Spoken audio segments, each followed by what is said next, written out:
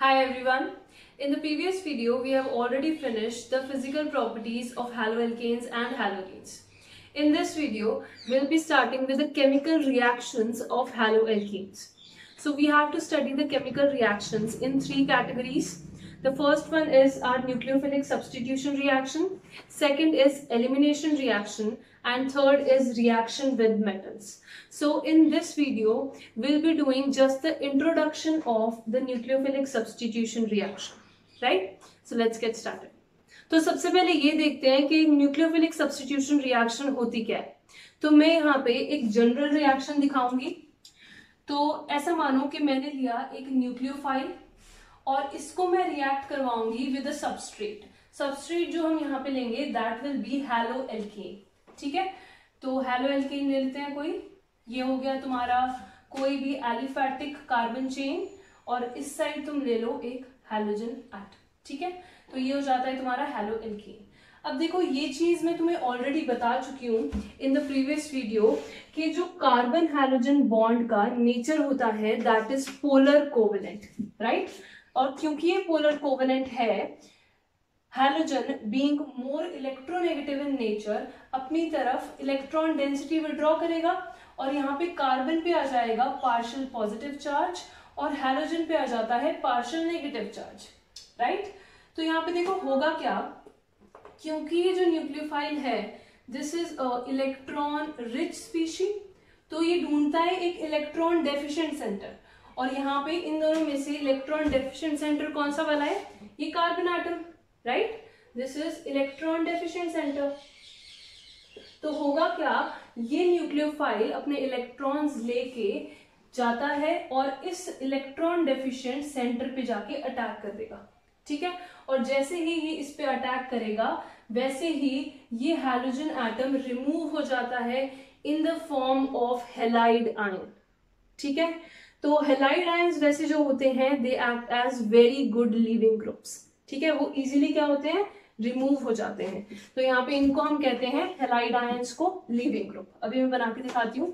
देखो यहाँ पे न्यूक्लियोफाइल ने अटैक करा इसके ऊपर, तो होगा क्या, ये हैलोजन है ये यहाँ से बाहर निकल जाएगा और बॉन्ड फॉर्म हो जाएगा किन दोनों के बीच में, इस कार्बन एटम के बीच में और इस न्यूक्लियोफाइल के बीच में, राइट। तो देखो जरा क्या बना, यहाँ पे कार्बन और न्यूक्लियोफाइल के बीच में बॉन्ड बन गया एक और ये हैलाइड आयन निकल गया, तो X माइनस की फॉर्म में ये निकल जाता है, ठीक है। इसीलिए हम इन हैलाइड आयंस को क्या कहते हैं, they are very good leaving groups, ठीक है।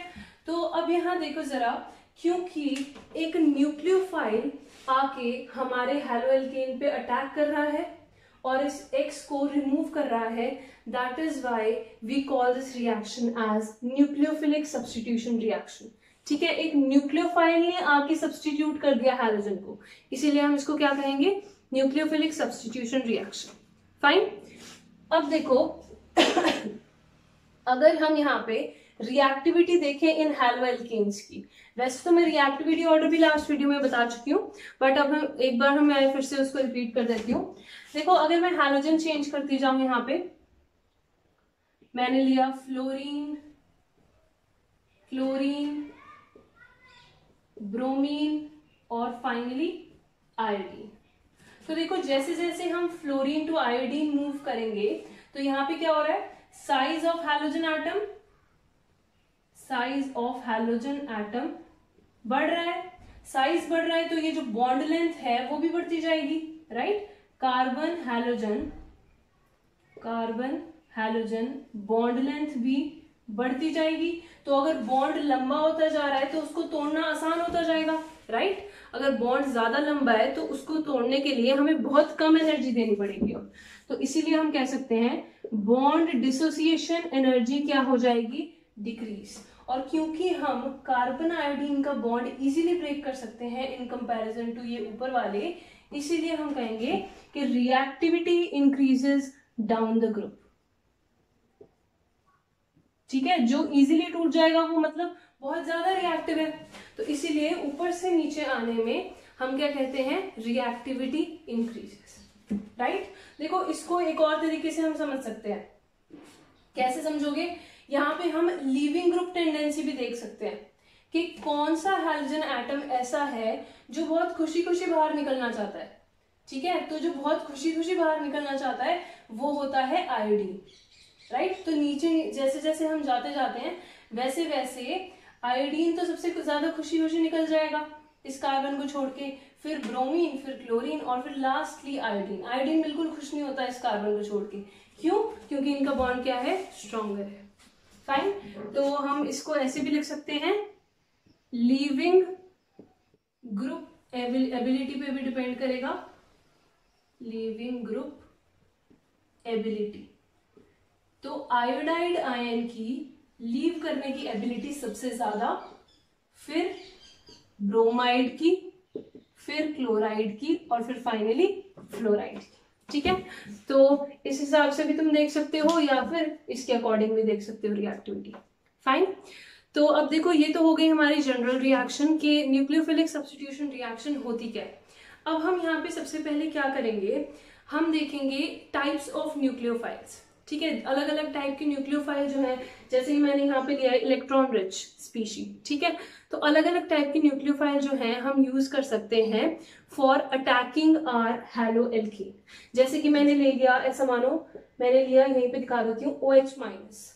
ठीक है, इस OH माइनस के साथ मैं रिएक्ट करवा दूं CH3Br को, तो यहाँ पे होगा क्या, यहाँ पे OH माइनस जो कि एक इलेक्ट्रॉन रिच स्पीशी है, ये जाके अटैक करेगा इस कार्बन वाले सेंटर पे, क्योंकि ये है इलेक्ट्रॉन डेफिशिएंट, तो इस पे अटैक करा तो हमारा क्या बन जाएगा, CH3OH, राइट।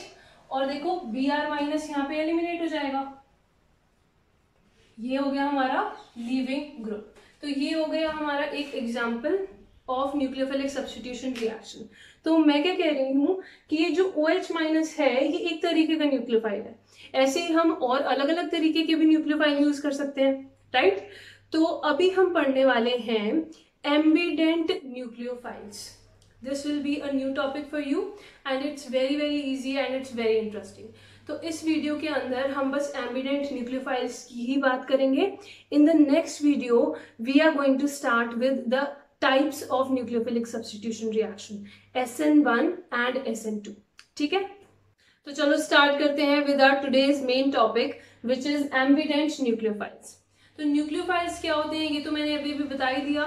न्यूक्लियोफाइल्स बस इलेक्ट्रॉन रिच स्पीशीज हैं जो हमारे सबस्ट्रेट मॉलिक्यूल के ऊपर अटैक करते हैं, राइट।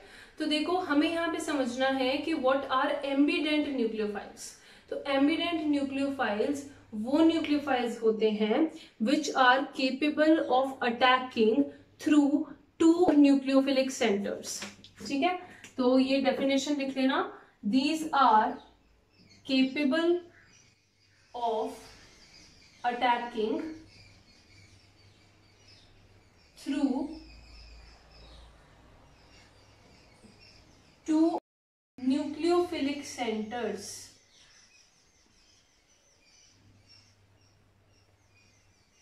तो ये तो हो गई इनकी डेफिनेशन।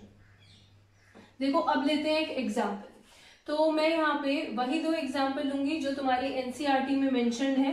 तो दो एम्बिडेंट न्यूक्लियोफाइल्स के एग्जाम्पल मेंशन्ड है इन योर एनसीईआरटी।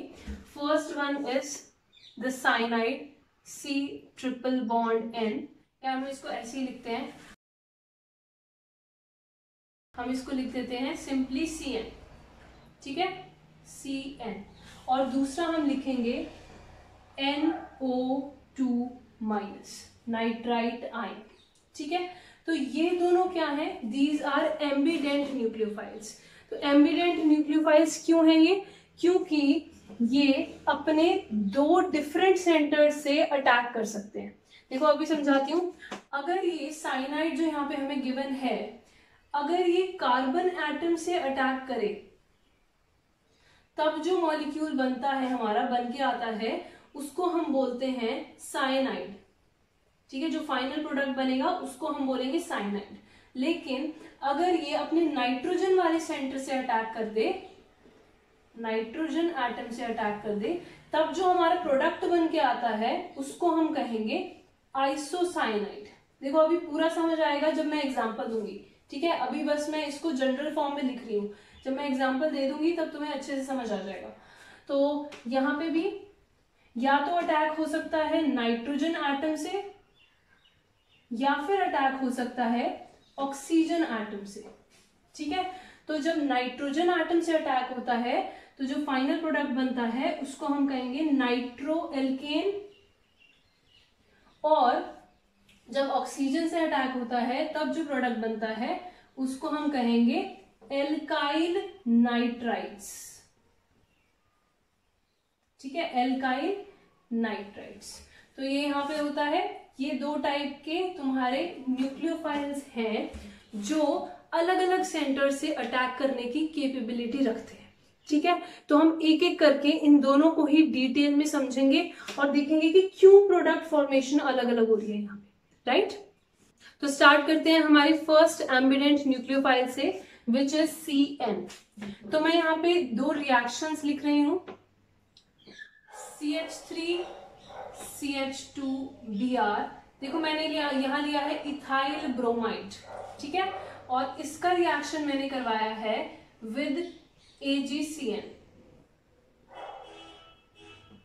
और फिर से मैंने लिया है इथाइल ब्रोमाइड CH3 CH2Br, लेकिन अब मैंने इसका रिएक्शन करवाया है विद KCN, ठीक है। तो ऊपर वाले केस में जो हमारा प्रोडक्ट बनता है वो बनेगा CH3 CH2NC। देखो यहाँ पे ये तो तुम्हें पता ही है कि ये जो CN है ये हमारा न्यूक्लियोफाइल है, राइट। तो CN इसके ऊपर अटैक करेगा और यहां से तुम्हारा bromide ion in the form of leaving group निकल जाएगा, तो Br माइनस बाय प्रोडक्ट, ठीक है। तो AgCN जब हमने लिया तो हमारा ये कंपाउंड बना NC, तो इसको हम क्या नेम करेंगे, ये हमारा हो जाएगा मेथ एथ इथाइल आइसोसाइनाइड, ठीक है। जब भी हम NC लिखते हैं तो ये होता है आइसोसाइनाइड, तो इसका नाम है इथाइल आइसोसाइनाइड। और देखो नीचे वाले केस में यहाँ पे अगेन CN जो है वो न्यूक्लियोफाइल है, वो Br को बाहर निकाल देगा और यहाँ पे क्या बन जाएगा CH3 CH2 CN plus Br minus. तो जब हमने KCN लिया तब हमारा प्रोडक्ट आया इथाइल साइनाइड, या फिर इसको हम प्रोपेन नाइट्राइल भी कह सकते हैं, क्योंकि देखो टोटल 3 कार्बन एटम्स है, 1 2 3, तो प्रोपेन नाइट्राइल भी कह सकते हैं, या फिर इसको हम इथाइल साइनाइड भी कह सकते हैं, ठीक है। तो क्यों KCN जब लिया तो साइनाइड बना और AgCN जब लिया तो आइसोसाइनाइड बना, ऐसा क्यों हो रहा है?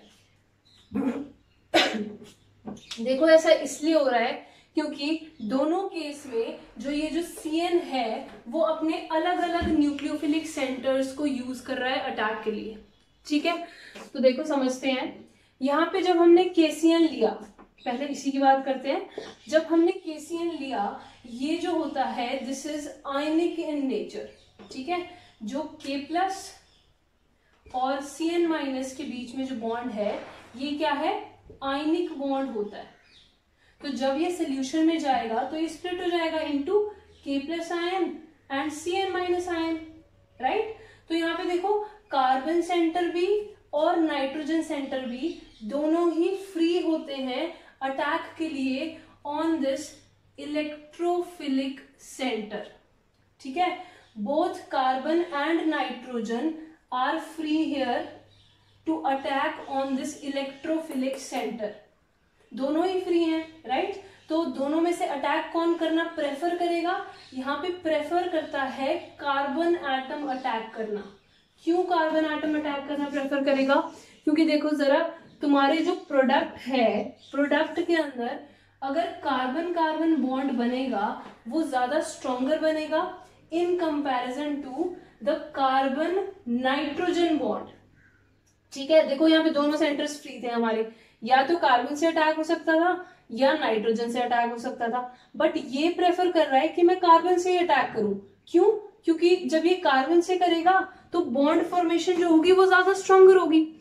लेकिन अगर ये नाइट्रोजन से कर देता है और ये बना दे CH3CH2NC, तो यहाँ पे कार्बन नाइट्रोजन जो बॉन्ड बनेगा वो इतना स्ट्रॉन्गर बनेगा ही नहीं, ठीक है, in comparison to CC bond. तो ऑब्वियसली वो ये प्रेफर करेगा कि वो स्ट्रॉन्गर बॉन्ड बनाए, ना कि वो वीकर बॉन्ड बनाए, ठीक है। तो फर्स्ट तो हमारा ये हो गया कि ये वाला प्रोडक्ट जब हम KCN यूज कर रहे हैं तो ये वाला प्रोडक्ट क्यों बन रहा है, ठीक है। अब देखो KCN की जगह वैसे तुम NaCN भी यूज कर सकते हो, क्योंकि ये भी तुम्हारा आयनिक होता है, ठीक है। तो चाहे KCN गिवन हो या फिर NaCN गिवन हो, दोनों ही केस में तुम क्या बनाओगे, साइनाइड बनाओगे, राइट। तो अब चलते हैं इस ऊपर वाले केस पे। देखो यहाँ पे ऊपर वाले केस में क्या है, AgCN गिवन है हमें, ठीक है। और ये जो AgCN होता है ना, ये होता है कोवेलेंट। यहाँ पे Ag और Cn के बीच में जो बॉन्ड है ये एक कोवेलेंट बॉन्ड होता है, ठीक है, आयनिक बॉन्ड नहीं है ये। तो इजीली सोल्यूशन में जाने पे ये वाला बॉन्ड जो है ब्रेक नहीं होता। देखो आयनिक बॉन्ड में क्या होगा, वो तो इजीली आयंस में चले जाएंगे, राइट। बट जब कोवेलेंट बॉन्ड है तो ये इजीली बॉन्ड यहाँ पे ब्रेक होता ही नहीं है। तो इसीलिए ये जो कार्बन सेंटर है ये तो बाउंड ही रहता है Ag से, ठीक है। तो फ्री सेंटर हमारा कौन सा हुआ, बस एक ही फ्री सेंटर बचा फिर, जो नाइट्रोजन वाला है, राइट। देखो कार्बन सेंटर बाउंड रह गया इस Ag से, लेकिन नाइट्रोजन सेंटर ही बस हमारा फ्री बचा। तो ये मजबूरी में इसको क्या करना पड़ता है, इसको नाइट्रोजन से ही अटैक करना पड़ता है, ठीक है। कार्बन तो ऑलरेडी एंगेज्ड है तो वो नहीं करेगा अटैक, तो फ्री सेंटर सिर्फ एक ही है नाइट्रोजन वाला, तो वो इसी से अटैक करेगा। इसीलिए हमारा AgCN के केस में बनता है इथाइल आइसोसाइनाइड, ठीक है। कार्बन नाइट्रोजन बॉन्ड बनेगा instead of carbon carbon bond, ठीक है। तो ये हो गया हमारा फर्स्ट न्यूक्लियोफाइल। अब चलते हैं हमारे सेकेंड न्यूक्लियोफाइल पे, विच इज NO2-। देखो अब NO2- के केस में भी मैं फिर से दो एग्जाम्पल लूंगी, दो केमिकल रिएक्शंस। फिर से मैं इथाइल ब्रोमाइड ही ले लेती हूँ, CH3CH2Br, इसका रिएक्शन करवाएंगे विद AgNO2, और दूसरी बार CH3CH2Br का रिएक्शन करवाएंगे विद KNO2, ठीक है। तो ये जो NO2- है इसके पास भी दो न्यूक्लियोफिलिक सेंटर्स हैं। या तो ये अटैक कर सकता है नाइट्रोजन एटम से या फिर ये अटैक कर सकता है ऑक्सीजन एटम से, ठीक है। तो देखो फर्स्ट केस में जो हमारा प्रोडक्ट बनता है वो क्या बनेगा, यहाँ पे हमारा बन जाता है CH3CH2NO2 प्लस Br- तो निकलेगा ही, ठीक है। तो इस केस में हमारा क्या बन रहा है, नाइट्रो कंपाउंड बन रहा है। This is your nitro ethane, right.